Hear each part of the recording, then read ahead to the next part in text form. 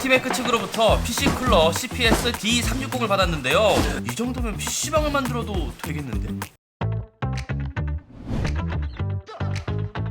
안녕하세요, 드레입니다. 오늘은 15만원 전후로 구매가 가능한 3열 수랭 쿨러를 하나 소개하려고 해요. 앞에서도 얘기했지만 PC 쿨러 CPS D360입니다. 야, 오래간만에 제 채널에 맞는 콘텐츠긴 해요. 우선 옆에 있는 이 PC는 제가 직접 조립을 했고요. 제공받은 쿨러 그리고 이 케이스를 포함해서 제가 가지고 있는 제품들과 함께 이렇게 조립을 해봤습니다. 옆에 스펙 적어놓긴 할 텐데요. 몇몇 스펙이 조금 이상하게 보일 수는 있는데 지금 쿨러 테스트 말고도 다른 테스트를 병행하고 있어서 보편적으로 생각을 할 수 있는 그러한 조합은 아니에요. 그래도 쿨러 테스트 결과를 확인해보면은 문제가 없다는 것을 알 수가 있고요. 다시 돌아와서 15만원에 구매할 수 있는 PC 쿨러 CPS D360은 어떤 성능을 보여주는지 저와 함께 알아보겠습니다. 이 쿨러에서 강조하는 게 있더라고요. 듀얼 펌프를 통한 유속 향상, 알루미늄 합금 소재 사용, 최대 TDP 310W, 그리고 AS 기간이 6년에 누수 보상까지 된다는 건데요. 저는 AS가 제일 눈에 들어오더라고요. 수랭 쿨러를 염두에 두지 않는 분들이 저거 냉각수 터지면은 PC 개박살 나는 건데 나는 때려 죽여도 공랭이다 하면서 구매를 안 하시는 거잖아요. 그런 분들도 이 정도의 AS 정책이라면은 조금은 안심을 해도 되지 않을까? 좀 그렇게 생각이 들었고요. 패키지는 보통의 3열 수랭 쿨러들이 들어있는 모습과 크게 다르진 않습니다. 3개의 팬이 포장이 되어 있고 라디에이터와 튜브, 워터펌프가 가지런히 누워있고요. 브라켓과 각종 나사들이 한 군데 정리되어 있죠. 저는 3개의 팬을 라디에이터에 먼저 조립을 해줬는데 배기가 되게끔 팬을 설치했습니다.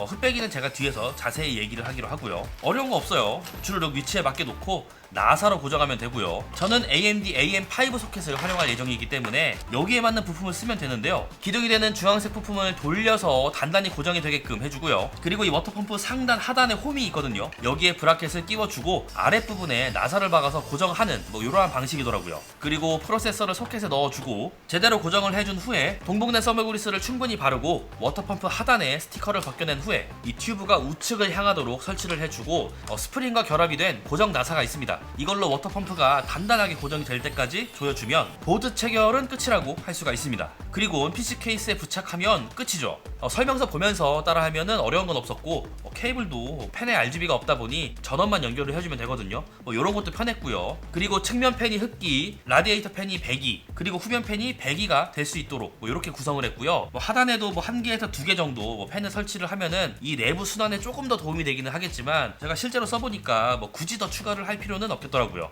물론 있으면 좋겠죠. 이렇게 설치도 하고 그 전에 쿨러만 이리저리 살펴보면서 소재 활용을 굉장히 잘했다고 생각이 들었는데요. 펌프 쪽이야 요즘 워낙 잘 나오는 제품들 많으니까 그래 요 정도는 나와야지 이렇게 생각을 했었는데 저는 이 라디에이터하고 요 튜브 요것들을 연결하는 요 사이에 이 부분의 마감이 정말 좋다고 느껴지더라고요. 라디에이터로 들어가고 나오는 걸 표현해주는 컬러도 센스가 있다고 느껴졌고요. 그리고 선정리가 나름 편하다고 느껴진 게 데이지 체인 방식을 활용하고 있어서인데요. 3개의 팬을 통합 케이블을 통해서 한꺼번에 관리를 할 수가 있었고요. 라디에이터도 25% 정도 방열판이 더 두꺼워졌고 패킹 밀도도 높아졌다고 해요. 그래서 열 방출에 도움을 준다고 합니다. 이 정도면은 얼추 설명을 한 것 같아요. 이제 실제로 활용해 보면서 얘기해 보기로 할게요.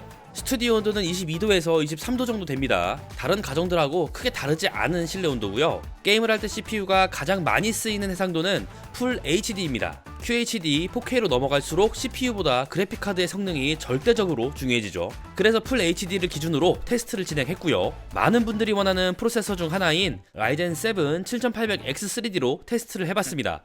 FHD 해상도 풀옵션 기준이고요. 일단 포르자 호라이즌 5는 60도에서 61도 정도 측정이 되었는데요. 생각보다 안정적이었고 사이버펑크 2077은 CPU 사용률이 높다 보니 마지막쯤에 온도가 70도 초반선까지 올라가더라고요. 사펑 자체가 리소스가 많이 필요한 게임이기도 하고요. 쉐어틈 역시 60도 후반에서 70도 후반까지 폭넓게 온도가 측정이 되었고 호라이즌 제로던의 경우는 60도 중반선에서 측정이 되더라고요. 이번에는 7800X 3D를 100% 갈구는 시대벤치 2024로 테스트를 해봤고요. 10분 동안 스로틀링 테스트를 해봐도 최고 온도는 77도, 평균 74도에서 75도 이 정도의 수준을 유지하고 있더라고요. 이때 CPU 전력 소비는 80W가 조금 안 됐고요. 8코어 16스레드는 조금 아쉬워서 이번엔 7900X로 테스트를 해봤습니다. 12코어 24스레드, 진짜 작업을 위한 프로세서죠. 역시 10분 동안 시드벤치 스로틀링을 테스트했는데요. 최고 온도 85.8도에 평균 83도에서 84도 요 정도가 측정이 되더라고요. 그리고 CPU 소비 전력은 170W를 넘기고 있는 상태였고요. 게임뿐만 아니라 작업을 하면서도 제 생각보다 훨씬 괜찮은 온도를 보여줬는데요. 여기에 기본 제공되는 서멀 그리스를 발랐다는 것을 생각해 본다면 더 괜찮은 사제 서머를 활용했을 때 조금 더 낮은 온도도 기대해 볼 수 있을 듯 싶었고요.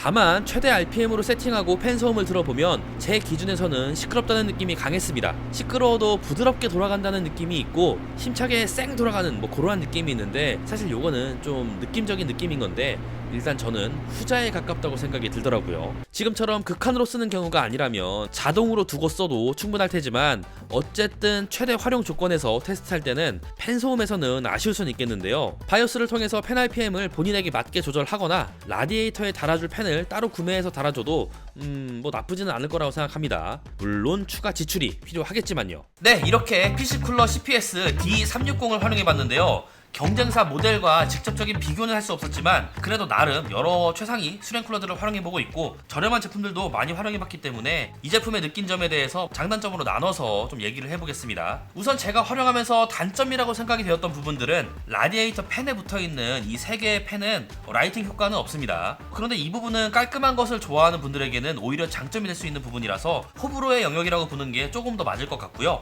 최대 RPM으로 돌아가면 팬 소음이 크다는 게 느껴지기는 하더라고요. 아마 쿨러 팬 소음을 측정하는 기준이 있을 겁니다. 저는 제 스튜디오에서 거기에 스마트폰으로 측정을 했기 때문에 이 공식 스펙과는 차이가 있겠지만 실제로 경쟁사 제품보다 데시벨이 살짝 높게 표기가 되어 있기 때문에 이 팬 소음이 크다는 제 느낌이 어느 정도는 맞을 거라고 생각을 합니다. 그리고 바이오스에서 팬 RPM을 자유롭게 설정할 수가 있고 자동으로 두어도 크게 문제는 없지만 윈도우에서도 바로 활용할 수 있는 이 소프트웨어 미지원이 개인적으로는 참 아쉬웠고요. 브라켓 모양으로 인해서 워터블럭의 방향이 고정되는 점도 다양한 위치로 세팅하는 분들이라면은 좀 아쉬울 수는 있겠다고 생각이 들더라고요. 그리고 이건 CPS D360 쿨러의 단점은 아니고 제가 여기 옆에 있는 측면 팬을 설치를 하면서 느낀 점인데요. 나사가 너무 뻑뻑해서 나사 마모가 정말 쉽게 되더라고요. 제가 나사 하루 이틀 돌려본 건 아니잖아요. 정말 미세하게 힘 조절을 잘 하다가도 잘못 삐끗하면 바로 헛돌면서 나사 홈이 빠그러지는데요. 조금만 더 강성의 좋은 나사를 쓰거나 이 나사와 홈 사이즈를 한 번 더 체크를 해볼 필요는 있어 보이더라고요. 그렇다면 장점은 무엇이 있을까요? 일단 6년 보증에 누수까지 보상이 된다는 점이 굉장히 만족스러웠는데요. 이 정도로 보증해준다는 거는 그만큼 품질에 자신이 있다는 뜻으로 해석을 해도 되겠죠. 그리고 최근 나오는 케이블을 최소화하는 연결성을 갖춘 것, 이 정도까지는 아니지만 직접 조립을 하면서 모자란 부분이 없이 무난하게 세팅이 된다는 점도 괜찮았습니다. 특히 지금 보여드리고 있는 C3 T500하고 궁합이 굉장히 좋더라고요. 같은 제조사 제품이니 당연한 얘기지만요. 그리고 마감이 꽤나 괜찮더라고요. 앞에서도 제가 얘기하긴 했지만 특히 튜브와 라디에이터를 연결하는 부분, 워터블럭을 연결하는 이 부분을 알루미늄 합금으로 깔끔하게 마무리했는데요. 그렇다 보니 자연스럽게 디자인에 대해서도 이 가격에 이 디자인이면은 나쁘지 않네, 좀 요러한 생각이 들더라고요. 취향에 맞게 화이트, 블랙 선택할 수도 있고요. 또 라이젠 9 7900X까지 테스트를 해봤지만 플로드 시에도 최고 온도가 83도 정도 됐거든요. 당연히 게임을 하게 되면 더 낮은 온도를 보여주게 되고요. 프로세서가 170W를 넘게 쓰면서 모든 코어를 최대로 활용하고 이걸 10분 동안 가동하면서 15만원짜리 쿨러가 이 정도 버텨주는 거는 굉장한 거죠. 모든 테스트는 기본 동봉되어 있는 서머를 활용했는데요. 본인이 가지고 있는 조금 더 좋은 서머를 쓴다면 좀 더 낮아진 온도를 볼 수 있을 거라고 보고요. 실제로 CPU를 많이 활용하는 직업군은 쿨러에도 신경을 쓸 수밖에 없는데요. 좋은 성능과 긴 AS 기간이 포함된 합리적인 가격의 수랭 쿨러라는 것을 강조해도 모자르진 않을 것 같습니다. 그죠?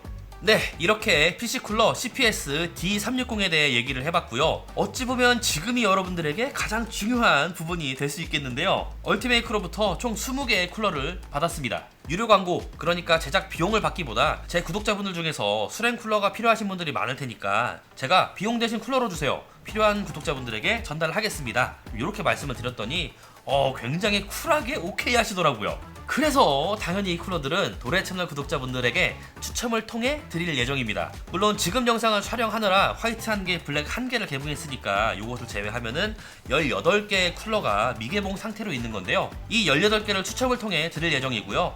당연히 제 채널의 구독자분들만 참여가 가능하고 영상에 좋아요 눌러주신 후에 댓글을 적어주시면 랜덤으로 추첨해서 댓글을 적어주신 분들 중에서 당첨자분을 선정을 하도록 하겠습니다. 자세한 내용은 영상 설명란에 있으니까 뭐 설명란 확인해보시면 되고요. 이것 말고도 자체적으로 진행하는 얼티메이크 이벤트도 있습니다. 얼티메이크 제품 구매하면 많은 상품들에 당첨될 기회가 있다고 하니 뭐 요것도 확인해보시면 좋겠습니다. 자, 그럼 오늘 영상 여기서 마무리해볼게요. 시청해줘서 고맙습니다.